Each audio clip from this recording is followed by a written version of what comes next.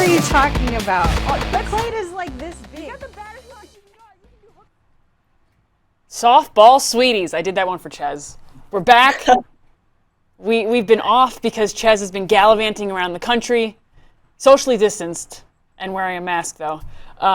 So we have a huge heaping piles of deals today. But first, we're going to talk about Chez's vacation and bring Allie in as well. Because Allie also went on vacation recently. I am the only one who hasn't been on vacation. I've been sitting here the whole time waiting for them to get back. Tell us, what were the vacations like?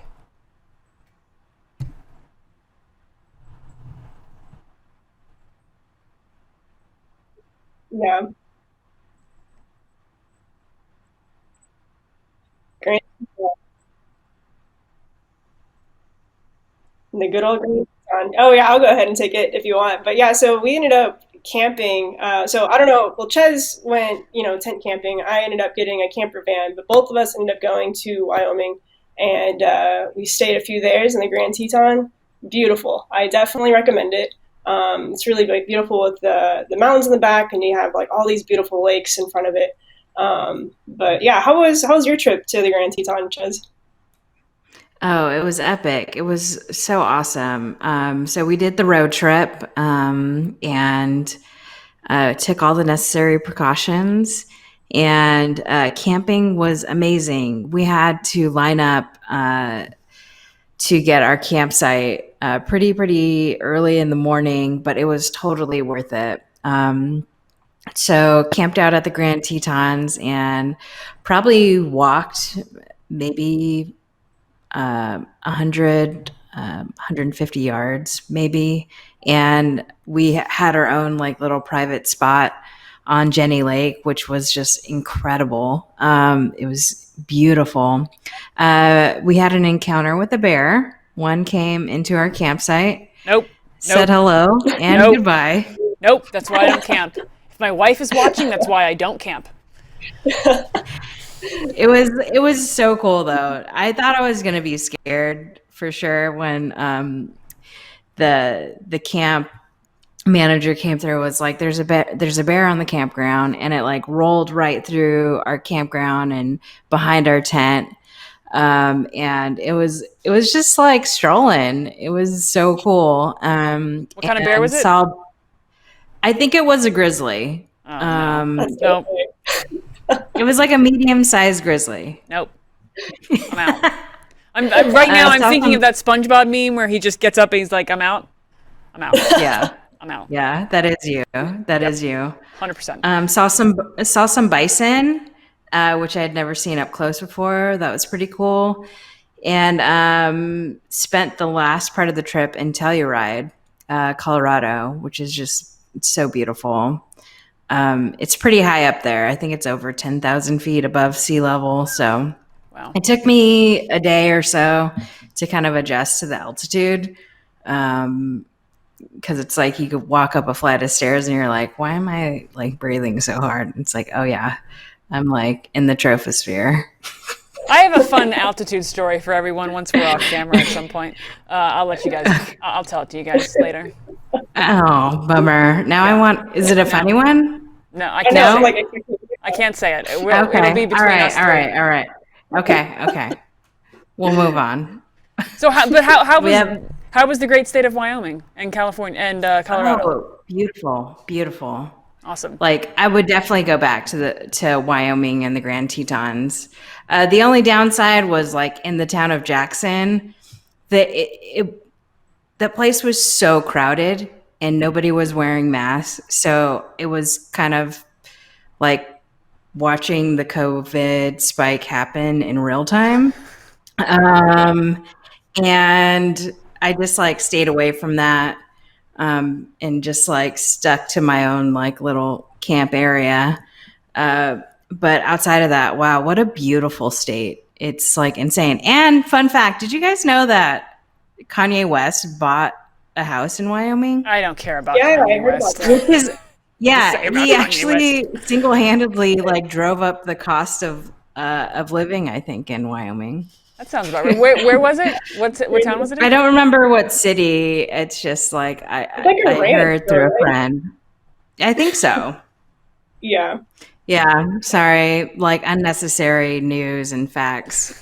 It's just something I found out, through the road trip. Well, you guys sound like you both had like awesome vacations. So I'm ready for one. I think I'm gonna get one in a couple weeks here. But Yeah, what's it like working 24/7? you know, Yeah, Sarah. somebody's got to keep the lights on. You guys are off gallivanting, hanging out with bears and bison. Somebody's got to do some work.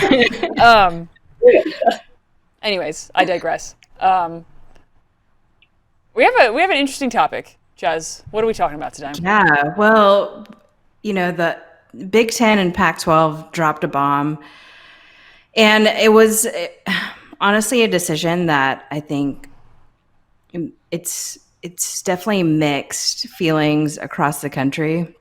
But they announced that they've postponed their fall sports, and Pac-12 is moving all sports to 2021. And for the first time in fall sports Big Ten history, they've canceled a season in their 124-year history, which is like insane. And the things that we're going to talk about is all the different implications that that may cause for spring and winter sports. And I don't know, what are y'all's thoughts on what could potentially happen to softball when football and basketball are moved into the spring?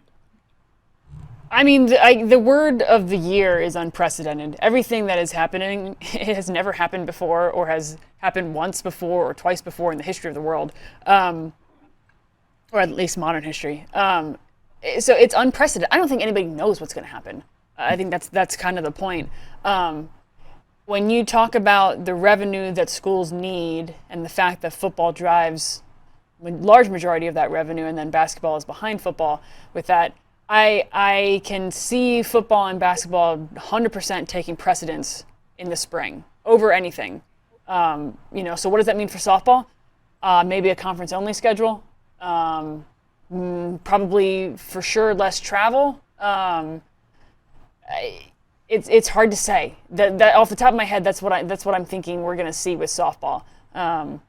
But I think the softball coaches in the Big Ten and the Pac-12 have probably been talking about this as a what if, but now they actually have to plan for this.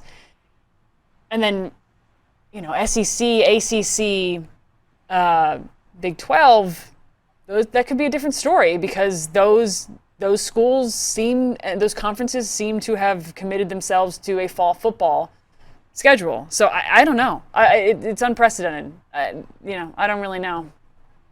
Allie, Chez, Yeah, what do you I guys got totally here? agree with Sarah on that too. I mean, I definitely think resources are going to become limited once, you said with, just maybe a conference schedule being out there, and, what's going to happen to preseason softball. I have no idea.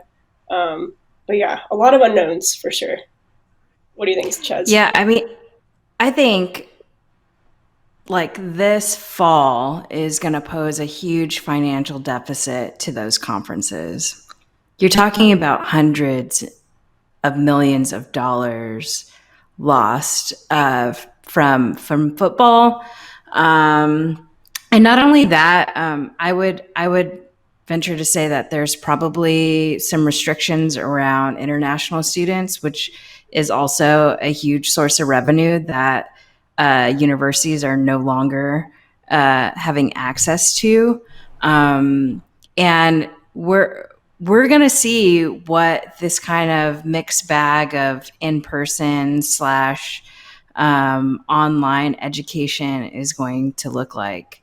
And I would hope that winter and spring sports can use this opportunity to look at the different models that professional teams have implemented and try to come up with their own plan to complete a season, right? We're witnessing MLB implement, which in the beginning sounded like a pretty solid plan, how they were going to complete a 60-game season. But we have teams like the St. Louis Cardinals and the Miami Marlins, where COVID cases are coming in. They're not able to travel and play games, which like puts them in jeopardy of even completing a season. And then you look at the NBA, WNBA model with the bubble and no COVID cases. And in your mind, you have to think, well, how is this going to work with all these schools traveling across state lines? Especially with football, it becomes even more complicated because of the sheer number of people, right? You've got this enormous roster of people. You have probably the largest traveling staff out of any sport in the university, traveling across state lines. You have underlying health issues with some of the players. So there's a lot of risk involved. And I can certainly see the perspective that Big Ten and the Pac-12 took in terms of their decision-making to postpone the season. And we're going to see with the Big 12. They just announced their schedule.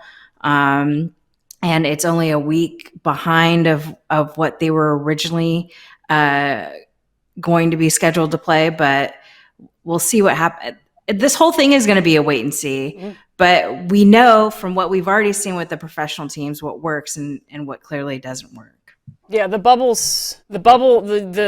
professional organizations that did the bubble, NBA, WNBA, and NHL, are having way better success than the MLB, like you mentioned. But this just raises a whole host of questions. Like, I think we're all operating like, or at least sometimes I find myself operating like, come January 1, 2021, all of this is going to be back to normal. And like, that's not necessarily the case. This could be going on into 2021. And what does that mean, right? Like you mentioned, maybe this gives winter sports and spring sports some time to make a plan. Thinking about spring sports and softball, and revenue that's lost, do we anticipate that some of these programs are going to get cut? Stanford cut its wrestling program. That's a D1 powerhouse school cutting do we see softball programs getting cut either in the Power 5 conferences or smaller D1s, D2s? I certainly do.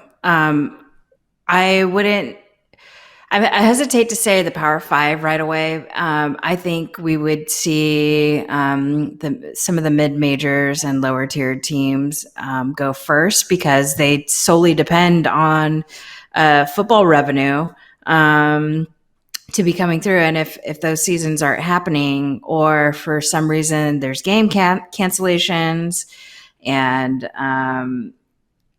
those games aren't able to be played, I mean, those universities are going to have to take a hard look at their budget and figure out what's actually feasible going into 2021 and 2022, because it's really expensive to carry sports and cover scholarships and rooms and food and board.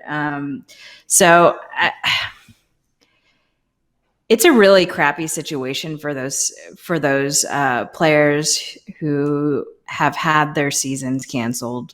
But we're dealing with what you said, Sarah, unprecedented times. And it's a situation that's constantly changing. And look, the fact is we haven't seen the numbers go down. So what do you do with that? When you're having access to some of these medical boards and the numbers aren't what you want it to be, because the reality is it's not really going down. So, well, then what do you do with it? Yeah, I'm speechless. I don't know. You mentioned some of the factors that went into Big Ten and Pac-12's decisions to ultimately push either the fall sports or, in Pac-12's case, all sports through 2020 and focus on the fall. Underlying health conditions for the athletes are the big one kind of that was mentioned by both, specifically the Big Ten, but both conferences. That's a huge thing to consider, and I think there's a quote out of from Sports Illustrated, I believe, talking about like the legal precedent here. I'll read the quote. Whatever conference decides to play football this fall will be taking a ridiculously high risk they might soon regret. I know and have talked with some of the best plaintiff lawyers in the country this week, and they're praying the SEC, Big 12, and or the ACC are greedy enough to stay the course. If things go sideways, the plaintiffs' bar will immediately get their hands on the internal financial analysis of the schools, get the conference financials through the discovery process, and then just stand in front of the jurors and point at the conferences that decided not to risk the health of their student athletes. Good Lord, I'd hate to be the lawyers defending those cases, right? Like that's a heavy, Yeah. that is heavy. We're not just talking financial, we're talking legal at this point. And I think I'm not going to speak for the chancellors and the presidents of the Big 12 and or the Big Ten and Pac-12, but I don't think those schools wanted that kind of responsibility hanging over their head if a player gets COVID and has a heart attack, or a player gets COVID and has a stroke, right? Like those are major health concerns and potentially deadly concerns. So it's quite a partisan issue at this point in the country, and people are going to be split. But you can't fault the Big Ten and Pac-12 for making the decisions that they made. And on the other side of the coin, you have Trevor Lawrence, the quarterback for Clemson, kind of rallying this hashtag "We Want to Play" movement. That there are athletes who want to be playing right now too, and it's extremely complicated. And I don't know who knows what it's going to look like if SEC and Big 12 and ACC actually go on with their season. Yeah, it's very complicated, and some of the people who are watching, like some of you have played in tournaments this summer, but how many of you know somebody who got COVID? And I would bet every single person watching knows somebody, and some of them may recovered, or some of them ended up in the ICU for a week or two. It's just everybody's situation is different, and when you have these presidents and chancellors making decisions, it's a delicate balance, right? Because there's a financial piece, there's the health piece, and we're all dealing with numbers that are changing every day, feels like. But these decisions can't be taken lightly. And given what the Big Ten and Pac-12 have announced in the last week, I don't think softball is out of the realm of possibility in terms of having their schedules altered in a major way. If things don't improve, if we don't see those numbers go down, like it's not going to be good. So I advise people just do your part so we can have a full softball schedule and can play, and all of our players are staying safe, and we create an environment where these girls can continue to play out a normal season. And we have time to do that. We have the absolute time to do it, given like what we've learned up until this point. Yeah, at the end of the day, everybody wants the same thing, right? Like, we want to watch the sports we love. We want the athletes to be safe playing the sports, but if that means there's got to be a bubble situation, or you got to wear a mask, or right, like everybody wants the same thing. Nobody wants these schools and conferences to go into financial ruin. Nobody wants their seasons to be messed up. Everybody wants the same thing, right? So how do we accomplish that? I think that's the point of all of this. And there is no easy answer. I'm not going to sit here and pretend that I have the answer. So but we have learnings, right? We can learn from the professional leagues that are doing this well. We can learn from the professional league that isn't doing this well. We can learn from the states and the countries that are doing this well, and the states and the countries that aren't doing this well. But nobody wants to see athletes in the ICU or worse, dying on the field from a complication here.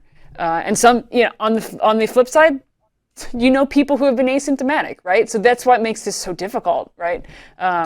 You can get somebody who has a heart problem, and then you can get somebody who is completely asymptomatic, and they're like, oh yeah, I had it, I didn't know it. That's what makes this so dangerous. And at the end of the day, the health of the athletes is important, because without the athletes, you don't have the sport. But I think a lot of coaches are scrambling at this point. I can only imagine. Yeah, and just something else that just came up is we have September 1st rolling up. So we have 22 recruits expecting phone calls and being able to email and communicate with coaches. And it's just like an interesting time to be a recruit. You didn't see college coaches for most of the summer. There's some camps opened up in the last month. But it's just been so weird, right? It's just the level of uncertainty. And, I hope for the best for them. And we'll see what happens with club softball this fall too, because they're continuing to schedule out big tournaments, because it's all the coaches have access to right now in terms of being able to watch and recruit is online. Yeah, it's you talk about kids trying to get recruited, thinking about how they're going to do that. Just think about people going into college. They're thinking about not only what their season's going to look like. Freshmen are like, how am I going to learn? This is their freshman year. They're going and they're like, how do I learn what I want to do with, right? Like it's bigger than their sport, and it's their life. And this is every way you look at this creates complications and situations that we've never been in and we don't know how to handle.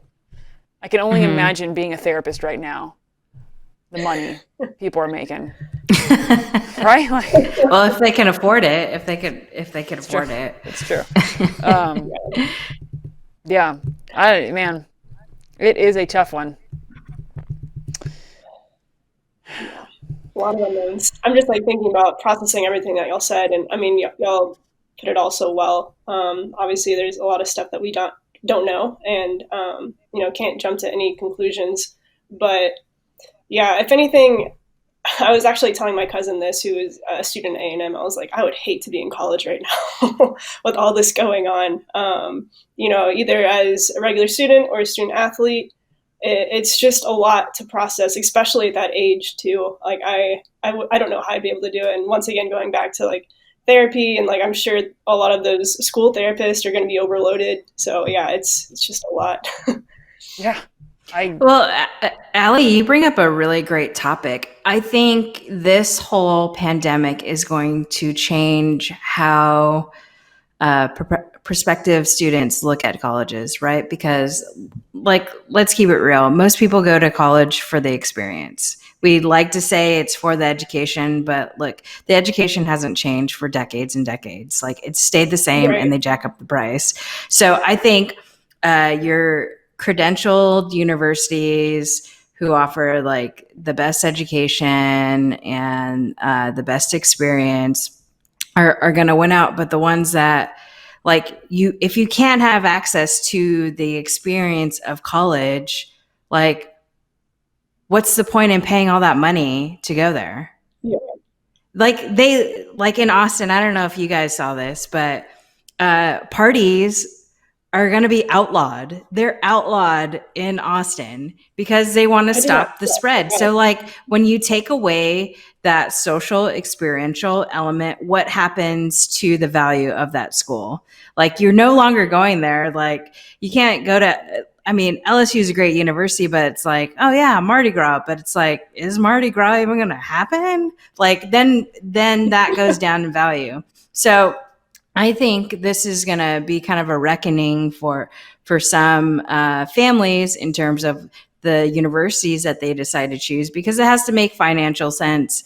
And I think hopefully we start looking at some of these universities and through more of an academic lens and the value that can be contributed to that, and in terms of like who's getting hired after they go to that university.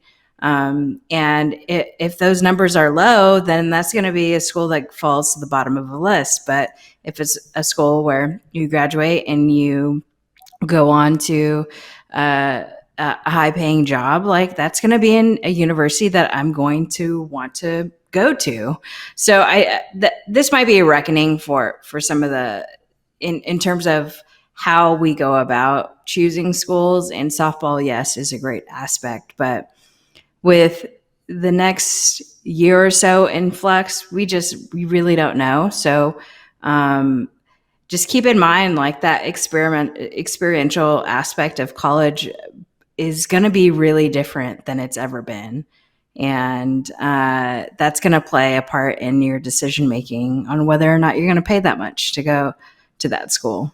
Yeah, because so many schools are doing so many different things, right? Some are doing the hybrid, some are doing the online, some are pushing the, and so that creates a different experience depending on which school you're at. Just like creates a different experience whether you're a football player in the Big Ten right now or the SEC. Completely different experience. So and that makes me wonder about what the fall looks like for softball players, right? I'm assuming there's not going to be any fall ball. There's, are they gonna strengthen? Are they gonna condition? Are they gonna lift weights? Like, could we see a rash of injuries in the spring with these athletes playing when they haven't been conditioned to play? Right? Like it just brings up way more questions about how all of this is going to be handled. You talk about the safety of the athletes being paramount when around COVID, but it's also like these players aren't on campus and they don't have access to weights or a track or anything. And then you throw them into competition, they're going to get injured, right? Like, So how about when the spring rolls around, you have football, basketball, baseball, softball, volleyball, all stacked on each other. The protocols that they're going to have to build around who has access to the gym. Can you imagine the cleanup between every one of those workouts? Nope. Everything is going to be made by appointment. There's no way that you can just go in and out of those places anymore. I don't foresee that happening. It's too much of a liability. Yeah, the logistics on this are nuts when you really start to think about it. And having all of these sports play in the spring season, it almost makes you think. It almost makes you wonder if some sports are just going to get their seasons canceled completely. It's a possibility. We saw that with the spring sports in 2020. Yep. But look, with all the doom and gloom that we're talking about, I still am optimistic. I think we can use this time to build out a really great plan for how to implement softball. And if the powers that be can use what's already been put into practice and see what works and how can we implement that with softball, I think we'll be on the right track. But if everyone it's like the wild, wild west, it's not going to end well in terms of like, you're doing this and you're doing that. Like, it could be a disaster. Typically, no plan is really a bad way to go about this, especially when you're talking about a global pandemic. But the good news is we're going to have some coaches on in the next few weeks, and we can get the info straight from their mouth. And I know different conferences, and we'll be able to give you guys like the up-to-date info from each of those coaches, and hopefully they can share what they plan to do this fall and going into the spring.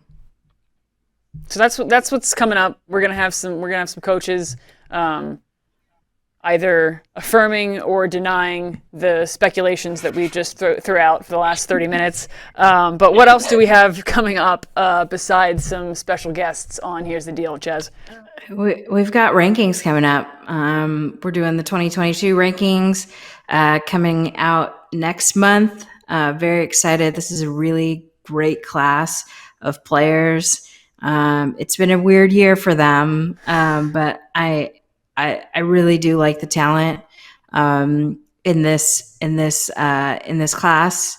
Also, leading up to NLI, which is kind of like the usual NLI, which happens in the beginning of November. We'll do the 2021 rankings, and we'll do some signing day spotlights with some of the top players in that class. So we're looking forward to celebrating those players who have had probably the strangest year in their career. Without a doubt. Without a doubt. All right. Well, that's the deal. Yeah? That is the deal. Thanks for joining us, guys. We'll see you next week.